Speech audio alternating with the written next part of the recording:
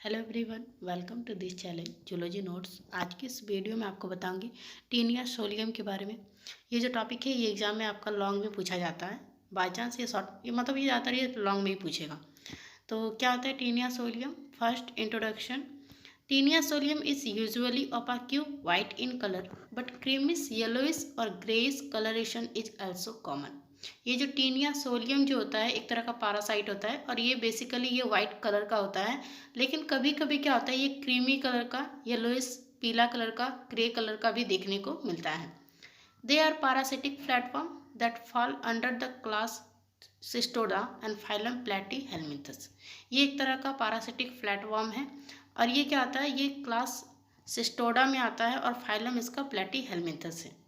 They are commonly known as tapeworm, इसको tapeworm भी कहा जाता है।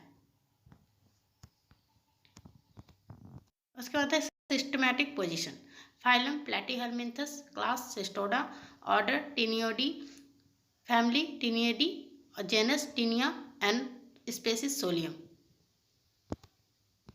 Habit and habitat. Taenia solium like Fasciola hepatica completes its life cycle in two hosts. Taenia solium जो होता है फैसियोला हेपाटिका की तरह ही अपना ये जीवन चक्र जो होता है दो होस्ट में पूरा करता है। The adult develops as internal parasite in the small intestine of man, where it is anchored to the intestinal mucosa by its scolex। ये जो एडल्ट जो होते हैं ये ज़्यादातर ये पैरासाइट जो है ये रहते हैं स्मॉल इंटेस्टाइन में मैन का, और जहाँ पे ये क्या कहते हैं ये क्या करता है, तो ये इंटेस्टिनल म्यूकोसा को एक तरह से वहाँ पे ही वो रहता है। किसके द्वारा? तो एक स्कॉलेक्स के द्वारा वहाँ पे वो रहता है। The larval stage occur in the tissue of a secondary और इंटरमीडिएट होस्ट। और इसका जो लार्वल स्टेज जो होता है ये होता है कहाँ पे है, तो ये सेकेंडरी होस्ट में होता है या फिर इंटरमीडिएट होस्ट में होता है, टिश्यू में होता है। Which is usually pig and sometimes dog and ship. इसका होस्ट जो होता है इंटरमीडिएट होस्ट होता है वो पिग होता है या फिर कभी कभी डॉग भी होता है और शिप भी हो सकता है। Morphology. Taenia solium is usually opaque white in colour. ये बेसिकली ये वाइट कलर में देखा जाता है। Body is 1 to 5 metre long and flattened like a ribbon और टैप। इसका बॉडी जो है 1 से 5 मीटर तक का लंबा होता है, फ्लैटेंड होता है जैसे रिबन की तरह। Elongated body of tapeworm is divided into great number of segments called proglottids। इसका जो बॉडी होगा टैपवर्म का बहुत ही लंबा होता है और एक तरह का सेगमेंट में मतलब एक तरह से खंड में बटा हुआ रहता है जिसको प्रोग्लोटिड्स कहा जाता है। Scolex represent the anterior of the body. Scolex जो है वो बॉडी के एंटीरियर पार्ट को दिखाता है। Neck is well defined, short, narrow and unsegmented region behind scolex. Neck जो होता है वो वेल डिफाइंड होता है, बहुत अच्छा तरीके से दिखता है, शॉर्ट होता है और नैरो होता है, जो क्या होता है स्कॉलेक्स के जस्ट बिहाइंड में रीजन में ये नेक इसका पाया जाता है। आपको यहाँ पे फिगर ड्रॉ करना है, ये फिगर आपको यहाँ पे ड्रॉ करना है और नीचे लिख दीजिएगा figure Taenia solium.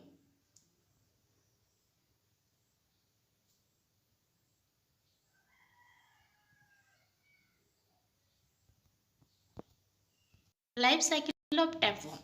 Majority of tapeworm are hermaphrodite. A hermaphrodite is an organism with both male and female reproductive organs. They produce gametes of both male and female sexes. ये जो टैपवर्म जो होता है ये बेसिकली ये hermaphrodite animal होता है। Hermaphrodite का मतलब होता है एक ऐसा ऑर्गेनिज्म जिसमें दोनों मेल और फीमेल ऑर्गन दोनों मौजूद हो, और ये मतलब वो होता है ना दोनों मौजूद है, मतलब वो प्रोड्यूस भी दोनों गैमेट्स को कर सकता है, बोथ मेल और फीमेल सेक्सेस को वो प्रोड्यूस कर सकता है, गैमेट को वो प्रोड्यूस कर सकता है। पहला स्टेज है the egg.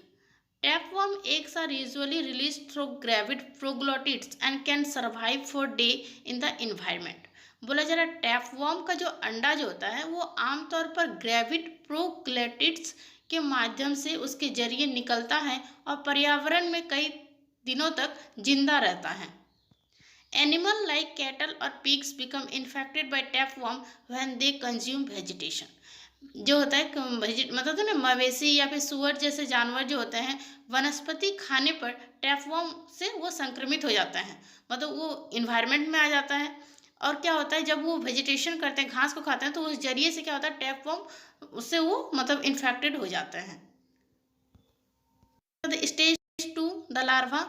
The larva tapeworm attach itself to the intestinal wall of the host. The hatched larva migrate to the striated muscles of the intestine. क्या तो लार्वा जो होता है टैपवर्म, वो मेजबान की आंतों की दीवारों से जुड़ जाता है और अंडे से निकले लार्वा आंत की धारीदार मांसपेशियों में चले जाते हैं. Here they develop into cysticerci. Cysticerci can survive inside the host for several years. Human beings get infected with this cysticerci by consuming raw or undercooked meat.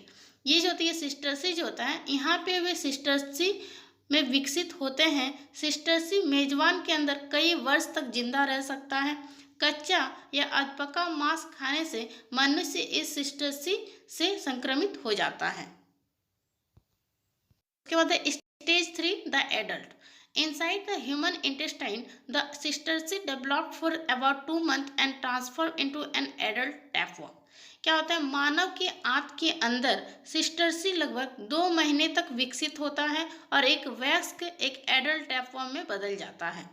Scolex is the anterior end of a tapeworm that has sucker and hooks for attaching purpose. The adult tapeworm produces proglottids that mature, become gravid, eventually detach and migrate to the anus or pass in the stool. ये क्या होता है, scolex एक tapeworm का अगला सिरा होता है जिसमें जोड़ने के लिए एक सकर और हुक लगे होते हैं. वयस्क टैपवर्म जो होता है प्रोग्लोटिड्स पैदा करता है जो परिपक्व होता है, मैच्योर होता है, गंभीर हो जाता है अतः अलग हो जाता है और कहाँ से गुदा में चले जाते हैं, एनस में चले जाते हैं और ये मल के द्वारा ये बाहर निकल जाते हैं. उसका आपको ये फिगर यहाँ पे ड्रॉ करना है.